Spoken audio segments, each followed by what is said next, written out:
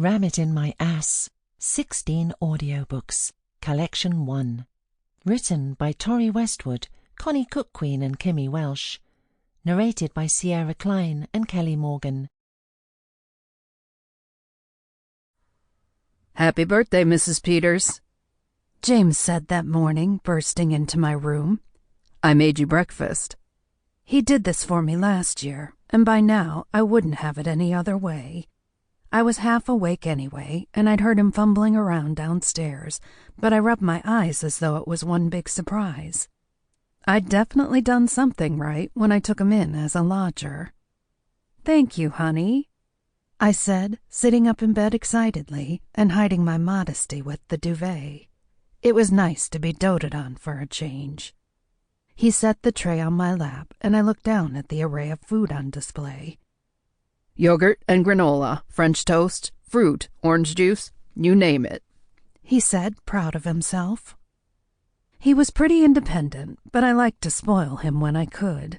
Today, it was his turn to spoil me. "You shouldn't have."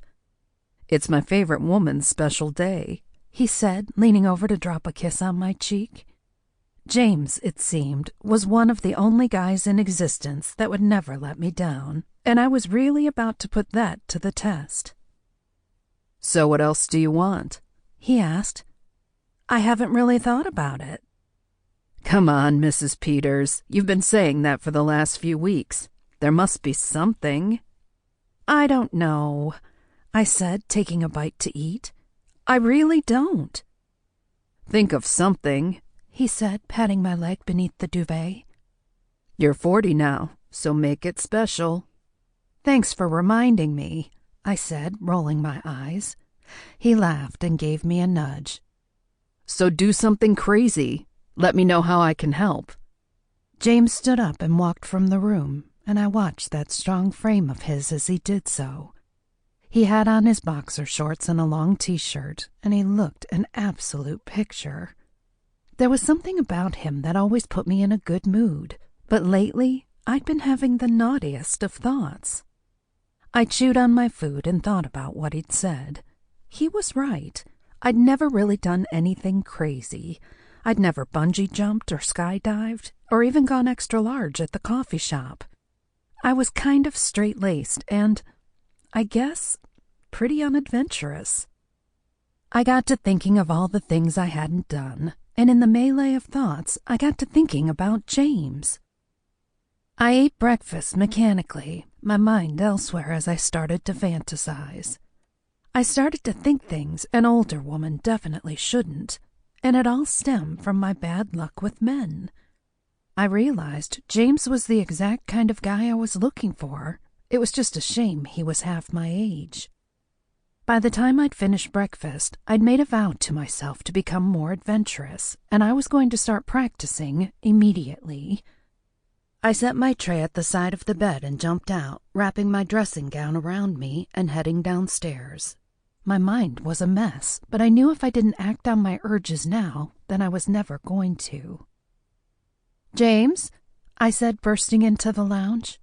He was laid back on the sofa, looking over his chest at the television. "I know what I want."